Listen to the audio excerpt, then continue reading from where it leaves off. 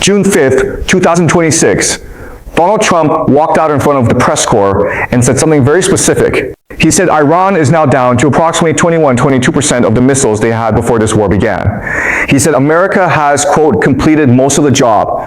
He said Iran will be forced to accept things they never thought they would accept because they have no other choice. Now, I want you to hold those numbers in your head because I've seen numbers like these before in a different place, at a different time, with different people who were absolutely convinced that as long as the numbers looked right, the war was going well. In 1967, in Washington the 600th, Secretary of Defense Robert McNamara walked before Congress and presented a set of figures. The ratio of Viet Cong casualties to American casualties was favorable. The number of villages being pacified was increasing. The amount of weapons being captured was going up. According to every single data point on his charts, the United States was winning overwhelmingly. The resistance from North Vietnam would collapse within months. 8 years later, American helicopters were evacuating off the roof of the embassy in Saigon. Okay?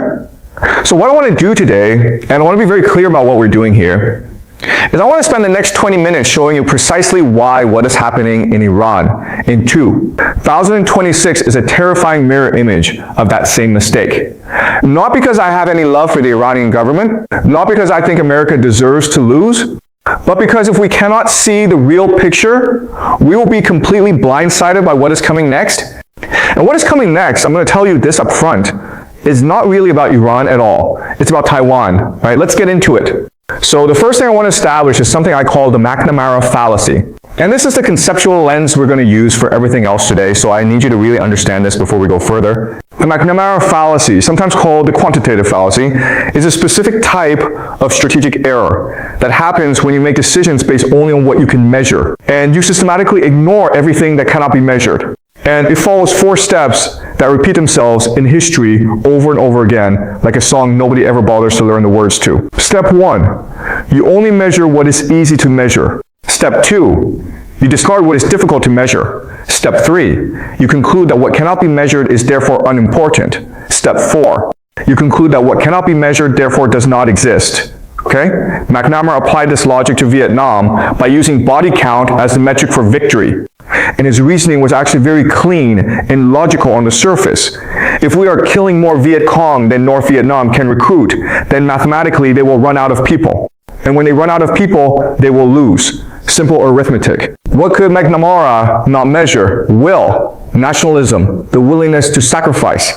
The belief, the absolute ironclad belief held by the North Vietnamese people that this was a fight for survival, for dignity, for existence itself, and that there could be no retreat. When an advisor suggested putting what he called the X factor into the model, the emotional and psychological state of the South Vietnamese peasantry, McNamara crossed it off the list. He said, and I'm paraphrasing here, if it cannot be quantified, it is not operationally significant.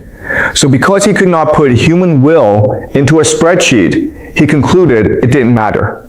Now, I want you to look at what America is measuring on June 5th, 2026. They were measuring the number of UAVs shot down. They were measuring the number of ships diverted.